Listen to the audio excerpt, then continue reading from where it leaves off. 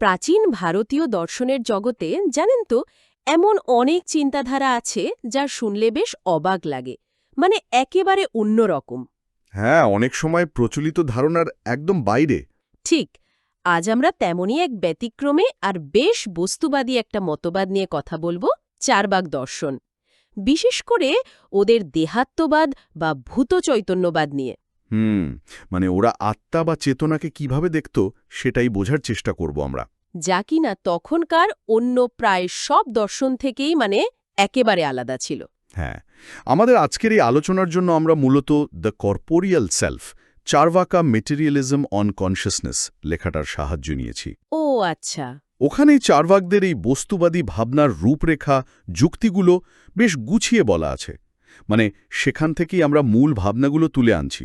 দারুণ। আমাদের লক্ষ্য হল চারবাকদের এই যে স্বতন্ত্র বস্তুবাদী চিন্তা, সেটাকে একটু সহজ করে বোঝা। মানে হাজার হাজার বছর আগে দাঁড়িয়েও ওরা কিভাবে চেতনাকে শুধুই জাগতিক উপাদানের ফল বলল। হ্যাঁ, ভাবা যায়। সেই সময় দাঁড়িয়ে এটা বলাই তো একটা বিরাট ব্যাপার। সেটাই তো। ওদের যুক্তি কি ছিল, সপক্ষে কি উদাহরণ দিত, আর অবশ্যই অন্য দর্শনগুলো কিভাবে সমালোচনা করত, এই সব নিয়েই আজ আমরা একটু গভীরে যাব। চলুন শুরু করা যাক। আচ্ছা, প্রথমে একটু দেখে নেওয়া যাক যে আত্মা নিয়ে অন্যান্য ভারতীয় দর্শনগুলো ঠিক কী ভাবত। মানে চারভাগদের এই ভাবনাটা যে কতটা আলাদা সেটা তো তবেই বোঝা যাবে। ঠিক। দেখুন, বেশিরভাগ যে প্রভাবশালী দর্শনগুলো ছিল, যেমন ন্যায় বৈশেষিক, সাংখ্য যোগ, মীমাংসা, বেদান্ত, এরা সবাই কিন্তু এক ধরনের স্থায়ী নিত্য আত্মায় বিশ্বাস করত। হ্যাঁ হ্যাঁ, এমনকি জৈন দর্শনও তো মানে ওরা ঈশ্বর না মানলেও আত্মা যে স্থায়ী এটা কিন্তু মানত। একদম। ওদের মূল কথাটা ছিল যে আত্মা অমর, এর কোনো বিনাশ নেই। দেহের জন্ম হয়, মৃত্যু হয়, কিন্তু আত্মার কিছু হয় না। সেই যে কঠোপনিষদের কথাটা, হ্যাঁ, ন হন্যতে হন্যমানে শরীরে। ঠিক তাই। দেহের বিনাশ হলেও আত্মার বিনাশ নেই। ওরা বলতো কর্মফল ভোগ করার জন্য আত্মা যেন পুরনো পোশাক ছেড়ে নতুন পোশাক পরে, মানে নতুন শরীর নেয়। এই ধারণাটা তো প্রায় সব দর্শনেই কম বেশি ছিল, তাই না? হ্যাঁ, আত্মার অস্তিত্বটা যেন একরকম মেনেই নেওয়া হতো। তবে বৌদ্ধ দর্শন আবার একটু অন্যরকম ছিল। ওরা তো অনাত্মবাদী। হ্যাঁ, ওরা স্থায়ী আত্মা বা আত্মান মানত না, কিন্তু তারপরে শূন্যও বলতো না। ওরা বলতো যাকে আমরা আমি ভাবি সেটা আসলে 5টা জিনিস মিলিয়ে একটা প্রবাহ। রূপ, বেদনা, সংজ্ঞা, ওইগুলো। হ্যাঁ, রূপ, বেদনা, সংজ্ঞা, সংস্কার আর বিজ্ঞান, এই পঞ্চস্কন্দ। এটা স্থায়ী নয়, কিন্তু একটা কার্যকারণ সম্পর্ক মেনে চলে। তাহলে দেখা যাচ্ছে আত্মা বা চেতনার কোনো না কোনো রূপ, স্থায়ী হোক বা পরিবর্তনশীল, প্রায় সবাই কিন্তু মানছে। ঠিক এখানেই চারবাকরা একেবারে উল্টো পথে হাঁটল। ওরা কি বলল? ওরা বলল এই সব আত্মা ফাত্তা কিচ্ছু নেই, না স্থায়ী আত্মা, না ওই স্কন্ধের সমষ্টি, কিচ্ছু না। যা আছে সব এখানেই, এই পৃথিবীতেই। আশ্চর্য! ওদের কোনো মূল সূত্র বা ধরুন কোনো কোটেশন আছে যেটা ওদের এই ভাবনাটা প্রকাশ করে? অবশ্যই আছে। ওদের দর্শনের একেবারে নির্যাসটা পাওয়া যায় এই সূত্রে।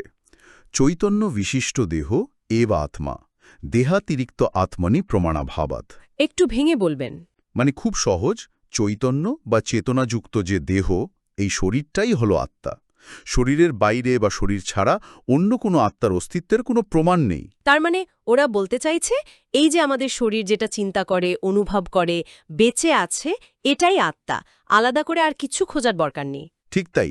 এটা কিন্তু তৎকালীন সময়ে দাঁড়িয়ে একটা যাকে বলে র্যাডিক্যাল চিন্তা। নিঃসন্দেহে। ওরা জগৎটা কি দিয়ে তৈরি বলো তো? ওরা বলতো জগৎ তৈরি হয়েছে 4টে মৌলিক উপাদান বা ভূত দিয়ে। ক্ষিতি মানে মাটি, অপ মানে জল, তেজ মানে আগুন, আর মরুত মানে বাতাস। আকাশ বা ব্যোম? না, আকাশকে ওরা ভূত মানত না। বলতে ওটা তো চোখে দেখা যায় না, প্রত্যক্ষ প্রমাণ নেই। ওদের মতে এই 4 রকম পরমাণুর বিভিন্ন অনুপাতে মেশার ফলেই জগতের সব জিনিস, এমনকি আমাদের এই শরীরও তৈরি হয়েছে। এর বাইরে আর কিচ্ছু নেই। এখানেই তো আসল প্রশ্নটা আসছে। এই মাটি, জল, আগুন, হাওয়া, এগুলো তো নিজে নিজে জড়ো, তাই না?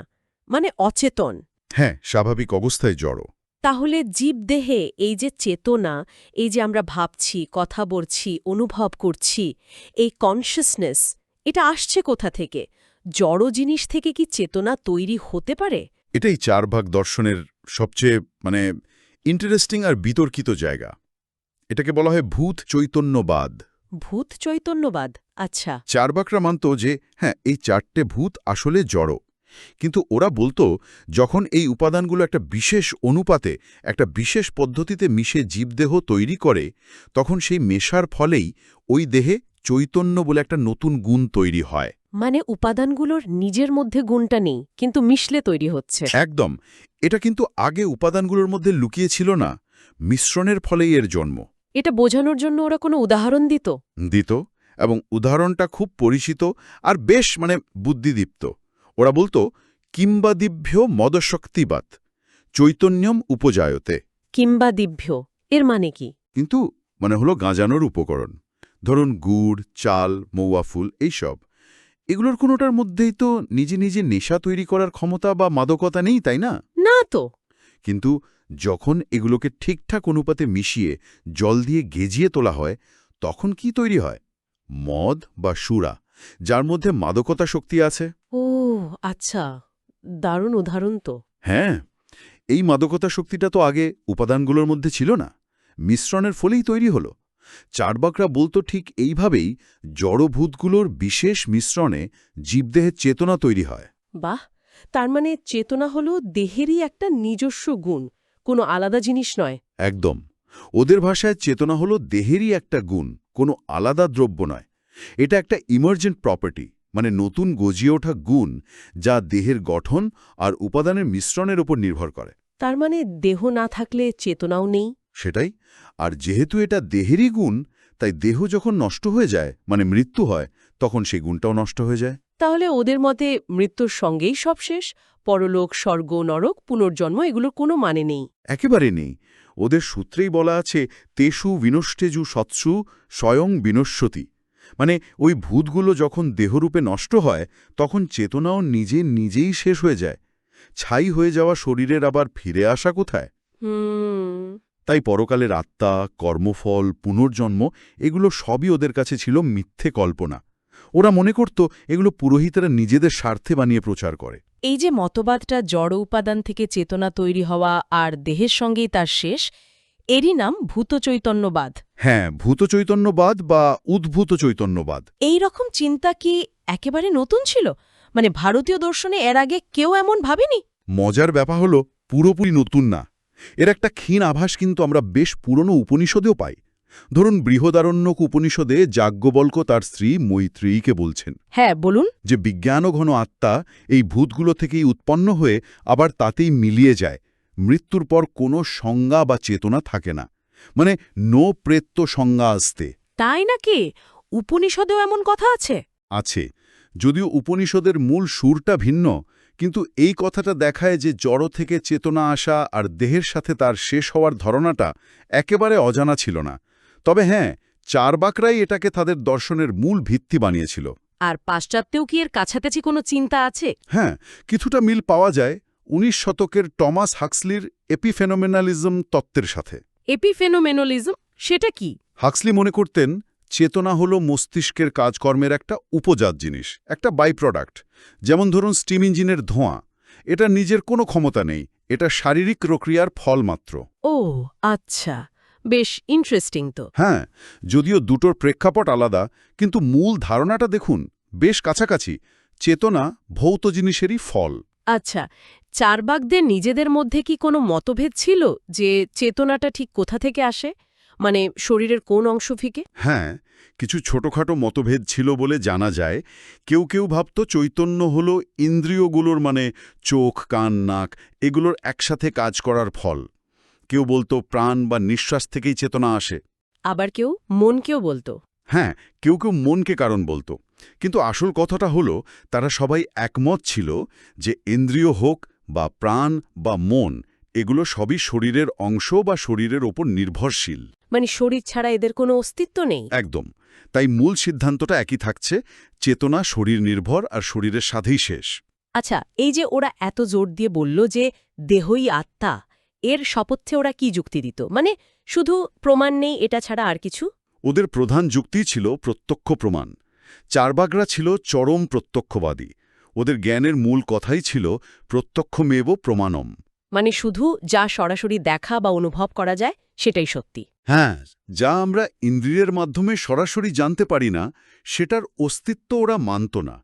যেহেতু শরীরের অতিরিক্ত কোনো আত্মাকে চোখে দেখা যায় না বা অনুভব করা যায় না, তাই সেটার অস্তিত্ব নেই। কিন্তু অন্য দর্শনগুলো তো অনুমান, শব্দ প্রমাণ এগুলোও মানে। চার্বাকরা এগুলোকে লৌকিক জীবনে মানে দৈনন্দিন কাজে অস্বীকার করত না। ধরুন ধোঁয়া দেখলে আগুনের অনুমান, এটা ওরা মানত। কিন্তু যখনই ব্যাপারটা হতো আত্মা, ঈশ্বর, পরলোক এইসব অদেখা জিনিসের, হুম। তখন ওরা বলতো এগুলোর ক্ষেত্রে অনুমান বা শাস্ত্রের কথা বিশ্বাসযোগ্য নয়। কারণ অনুমান ভুল হতে পারে, আর শাস্ত্র তো স্বার্থপর মানুষে লিখতে পারে। তাই আত্মার মতো বিষয়ে একমাত্র প্রত্যক্ষই ভরসা, আর প্রত্যক্ষ তো শরীরের বাইরের আত্মাকে দেখায় না। আর এই যে শরীর আর আত্মা যে একই জিনিস, এটার পক্ষে ওদের প্রত্যক্ষ যুক্তিটা কি ছিল? ওরা বলতো আমাদের প্রতিদিনের অভিজ্ঞতাই তো প্রমাণ। যখন কেউ বলে আমি মোটা বা আমি রোগা, হ্যাঁ। তখন এই আমি কথাটা কাকে বোঝাচ্ছে? নিশ্চয়ই এই শরীরটাকে। আমরা তো বলি না যে আমার আত্মা মোটা বা আমার আত্মা রোগা। তা তো বলি না। শরীরের গুণগুলোকেই তো আমরা আমির উপর চাপাই। এই যে আমি বা অহংবোধ, এটাই তো আত্মার অনুভূতি। আর এই অনুভূতিটা যেহেতু শরীরকে ঘিরেই, তাই শরীরই আত্মা। কিন্তু এখানে একটা প্রশ্ন আসে না। আমরা তো হামেশাই বলি আমার শরীর, আমার হাত, আমার পা। এই আমার বলাটা কি বোঝায় না যে আমি একজন আলাদা সত্তা, যেই শরীরটার মালিক? হ্যাঁ, এই প্রশ্নটা উঠতই। চার্বাকরা এর উত্তরও দিত। ওরা বলতো আমার শরীর এই কথাটা আসলে ভাষার ভুল ব্যবহার, মানে গৌণ অর্থে বলা, সিরিয়াসলি নেওয়ার মতো নয়। কিরকম? ওরা উদাহরণ দিত রাহুর মাথা বলে। আচ্ছা, পুরাণের গল্প অনুযায়ী রাহু তো নিজেই শুধু একটা কাটা মাথা, তাই না? হ্যাঁ। তাহলে তার আবার আলাদা করে মাথা থাকার প্রশ্ন আসছে কোত্থেকে? এটা যেমন কথার কথা, তেমনি আমার দেহ বলাটাও আসলে কথার কথা, একটা ভাষাগত অভ্যেস। এর মানে এই নয় যে আমি আর দেহ আলাদা। ও আচ্ছা। এই প্রসঙ্গে ছান্দোগ্য উপনিষদের একটা গল্পের কথাও যেন আপনি বলছিলেন, ইন্দ্র আর বিরোচন। হ্যাঁ হ্যাঁ, গল্পটা এখানে খুব প্রাসঙ্গিক। ওখানে প্রজাপতি ব্রহ্মা প্রথমে ইন্দ্র আর বিরোচন দুজনকেই উপদেশ দিয়েছিলেন যে এই যে চোখে যাকে দেখছ, মানে শরীর, এটাই আত্মা, এটাই অমর, অভয়। তাই? হ্যাঁ, বিরোচন মানে অসুরদের রাজা এইটুকু শুনেই খুশি হয়ে চলে গেল, আর অসুরদের শেখালো যে দেহই আত্মা, তাই শরীরের যত্ন নেওয়াই আসল ধর্ম। ইন্দ্রকে তাই ভেবেছিল? না, ইন্দ্রের মনে সন্দেহ ছিল। সে ফিরে এসে আরও প্রশ্ন করে বুঝেছিল যে শুধু শরীর আত্মা হতে পারে না, কারণ শরীর তো বদলায়, বুড়ো হয়, অসুস্থ হয়। কিন্তু গল্পটা এটা দেখায় যে শরীরকেই আত্মা ভাবার একটা ধারণা কিন্তু সমাজে ছিল। চার্বাকরা হয়তো সেই সাধারণ বা লোকায়ত ভাবনাটাকেই দার্শনিক রূপ দিয়েছিল। ওদের যুক্তিগুলো তো বেশ জোরালো মনে হচ্ছে, মানে প্রচলিত বিশ্বাসকে একদম ধাক্কা দেওয়ার মতো। কিন্তু এই মতটা তো তেমনভাবে গৃহীত হয়নি। না, একদমই না। এর বিরুদ্ধে নিশ্চয়ই অনেক সমালোচনা উঠেছিল। প্রচুর সমালোচনা উঠেছিল, আর সেই সমালোচনাগুলোও কিন্তু ফেলে দেওয়ার মতো নয়। অন্যান্য আস্তিক বা নাস্তিক সব দর্শনই চার্বাকদের খণ্ডন করার চেষ্টা করেছে। কিরকম সমালোচনা? প্রথম আর সবচেয়ে কমন প্রশ্নটা হল, যদি চৈতন্য শরীরেরই গুণ হয়, তাহলে শরীর থেকে কেটে নেওয়া হাত বা পায়ে চেতনা থাকে না কেন? হ্যাঁ, এটা তো ঠিক। সেই কাটা অংশে তো উপাদানগুলো সবই আছে। ঠিক, সেখানে তো ক্ষিতি, অপ, তেজ, মরুত সবই আছে। তাহলে সেখানে চেতনা নেই কেন? চার্বাকরা হয়তো উত্তরে বলতে পারত যে চেতনা শুধু উপাদানের যোগফল নয়, পুরো শরীরের একটা বিশেষ সংগঠনের গুণ। অঙ্গ কেটে নিলে সেই সংগঠনটা নষ্ট হয়ে যায়, তাই চেতনা থাকে না। কিন্তু এই ব্যাখ্যাটা কি খুব জোরালো? সেটাই, প্রশ্নটা থেকেই যায়। আর একটা বড় সমালোচনা তো মৃতদেহ নিয়ে করা হয়। হ্যাঁ, এটাও খুব গুরুত্বপূর্ণ। মৃত্যুর পর শরীরে তো 4টে ভূত উপাদানই থাকে। হয়তো কেমিক্যালি দেখলে জীবিত অবস্থার মতোই সব আছে। এমনকি ধরুন অজ্ঞান বা মূর্ছা যাওয়া মানুষ, হ্যাঁ, তারও তো শরীরটা আছে। শরীর আছে, উপাদান আছে, অঙ্গ-প্রত্যঙ্গ সবই আছে, কিন্তু চেতনা নেই বা সাময়িকভাবে নেই। চার্বাকদের কথা অনুযায়ী উপাদানের বিশেষ মিশ্রণ থাকলেই তো চেতনা থাকার কথা। তাহলে মৃত বা অচেতন দেহে কেন থাকে না? এর ঠিকঠাক উত্তর কিন্তু চার্বাক মত থেকে পাওয়া মুশকিল। অন্য দর্শনগুলো আর কি বলতো, যেমন ধরুন স্মৃতি বা মনে রাখা, এটার ব্যাখ্যা চার্বাকরা কিভাবে দিত? এটাও একটা বিরাট চ্যালেঞ্জ ছিল। ন্যায়বৈশেষিক বা বেদান্তবাদীরা প্রশ্ন তুলত, আচ্ছা, আমাদের যে স্মৃতি থাকে, মানে ছোটবেলার কথা বুড়ো বয়সেও মনে থাকে, বা কাউকে দেখে যে চিনতে পারি, এই তো সেই লোক, এটা কিভাবে সম্ভব? যদি আত্মা বলে স্থায়ী কিছু না থাকে। হ্যাঁ, শরীর তো প্রতি মুহূর্তে বদলাচ্ছে। ছোটবেলার শরীর আর বুড়ো বয়সের শরীর তো এক নয়। তাহলে ছোটবেলার অভিজ্ঞতাটা কে মনে রাখছে? বৌদ্ধরা না হয় বলতো যে সংস্কার বা বিজ্ঞান প্রবাহের মাধ্যমে মনে থাকে, কিন্তু চার্বাকরা, যারা শুধু এই বর্তমান শরীরটাকেই আত্মা বলছে, তাদের পক্ষেই ধারাবাহিকতা বা স্মৃতির ব্যাখ্যা দেওয়া খুব কঠিন। ওরা কি বলতো? ওরা হয়তো বলতো স্মৃতিও শরীরেরই একটা ধর্ম, কিন্তু কিভাবে এই বদলাতে থাকা শরীরের স্মৃতি জমে থাকে সেটার কোনো সন্তোষজনক ব্যাখ্যা ওরা দিতে পারেনি। স্বপ্নের ব্যাখ্যাই বাকি ছিল। স্বপ্ন দেখার সময় তো শরীর প্রায় ঘুমিয়ে থাকে। ঠিক, স্বপ্নও একটা সমস্যা। শরীর তো একরকম নিষ্ক্রিয়, কিন্তু মনে মনে কত অভিজ্ঞতা হচ্ছে, চেতনার প্রবাহ চলছে। দেহাত্মবাদের দৃষ্টিকোণ থেকে যেখানে চেতনা পুরোপুরি জেগে থাকা সক্রিয় শরীরের উপর নির্ভরশীল, সেখানে স্বপ্নের মতো এই মানসিক অবস্থার ব্যাখ্যা দেওয়াও বেশ কঠিন। এগুলোই তাহলে ছিল চার্বাকদের বিরুদ্ধে ওঠা প্রধান আপত্তিগুলো? হ্যাঁ, মোটের ওপর এগুলোই প্রধান আপত্তি, যেগুলোদের বস্তুবাদী ব্যাখ্যাকে বেশ কিছুটা দুর্বল করে দিয়েছিল বলে সমালোচকরা মনে করেন। তাহলে আজকের এই যে এত আলোচনা হলো, এখান থেকে চার্বাক দর্শন নিয়ে আমরা কি মূল ধারণা পেলাম, যদি একটু গুছিয়ে বলি? দেখুন, আজকের আলোচনা থেকে এটা স্পষ্ট যে চার্বাক দর্শন ছিল ভারতীয় চিন্তার ইতিবাসে একটা অত্যন্ত সাহসী আর ব্যতিক্রমী ধারা। ওরা তৎকালীন প্রচলিত ধর্ম, আধ্যাত্মিকতা, বিশেষ করে আত্মার অমরত্ব, পরকাল, এই সব ধারণাকে শটান নাকচ করে দিয়েছিল। ওদের মূল কথাটা ছিল দেহাত্মবাদ। হ্যাঁ, অর্থাৎ এই যে চেতনাওয়ালা শরীর, এটাই আত্মা। আর এই চেতনা কোনো অলৌকিক জায়গা থেকে আসে না, বরং আসে ভূতচৈতন্যবাদ অনুসারে, মাটি, জল, আগুন, হাওয়া, এই চারটে জড়বস্তুর বিশেষ মিশ্রণের ফলে শরীরে এটা তৈরি হয়। অনেকটা যেন কেমিক্যাল রিয়াকশনে নতুন কিছু তৈরি হওয়ার মতো। আর যেহেতু চেতনা শরীরেরই গুণ, তাই শরীরের মৃত্যু হলে চেতনারও মৃত্যু। ওরা জ্ঞানতত্ত্বের দিক থেকে ছিল চরম প্রত্যক্ষবাদী, আর পরকালের মতো বিষয়ে অনুমান বা শাস্ত্রের কথায় বিশ্বাস করত না। এই যে হাজার হাজার বছর আগের একটা চরম বস্তুবাদী চিন্তা, যা কিনা তৎকালীন ধর্মীয় আবহে প্রায় একঘরে হয়েছিল, আজকের দিনে দাঁড়িয়ে এর কোনো প্রাসঙ্গিকতা আছে কি? অন্যদিকে ওদের যে মূল ভাবনাটা, চেতনাকে একটা ভৌত বা জাগতিক প্রক্রিয়ার ফল হিসাবে দেখা, সেটা কিন্তু আজকের আধুনিক বিজ্ঞানের দৃষ্টিভঙ্গির সাথে বেশ খানিকটা মেলে, তাই না? হ্যাঁ, কিছুটা তো বটে। আজকের নিউরোসায়েন্স তো মস্তিষ্ক আর তার ভেতরের কেমিক্যাল কার্যকলাপ দিয়েই চেতনাকে বোঝার চেষ্টা করছে। ঠিক, যদিও চেতনা ঠিক কি বা কিভাবে তৈরি হয়, যাকে বলে the heart problem of consciousness, সেটা সমাধান আজও হয়নি। কিন্তু এর ভিত্তি যে আমাদের এই ভৌত শরীর বা মস্তিষ্ক, এ নিয়ে বিজ্ঞানীরা মোটামুটি একমত। তাহলে কি বলা যায় চার্বাকরা সেই প্রাচীনকালেই একটা ঠিক দিকে ইশারা করেছিল, যদিও তাদের ব্যাখ্যাটা হয়তো খুব সরল বা অপর্যাপ্ত ছিল? হয়তো তাই। ওরা যে প্রশ্নগুলো তুলেছিল, আত্মা কি, শরীর থেকে আলাদা, চেতনা কি জড় থেকেই তৈরি হতে পারে, এগুলো তো আজও দর্শন আর বিজ্ঞানের একেবারে মৌলিক প্রশ্ন। ঠিক। চার্বাকদের উত্তরগুলো হয়তো সব সমস্যার সমাধান দেয়নি, কিন্তু ওরা যে এই প্রশ্নগুলো করার সাহস দেখিয়েছিল আর একটা সম্পূর্ণ বস্তুবাদী দিক থেকে উত্তর খোঁজার চেষ্টা করেছিল, এটাই তো ওদের ঐতিহাসিক গুরুত্ব। আধুনিক বিজ্ঞান এত এগিয়ে যাওয়ার পরেও যখন চেতনা একটা রহস্য, তখন হাজার বছর আগের চার্বাকদের এই ভূত চৈতন্যবাদের ভাবনাটা আমাদের আবার নতুন করে ভাবাতে পারে। পারে কি?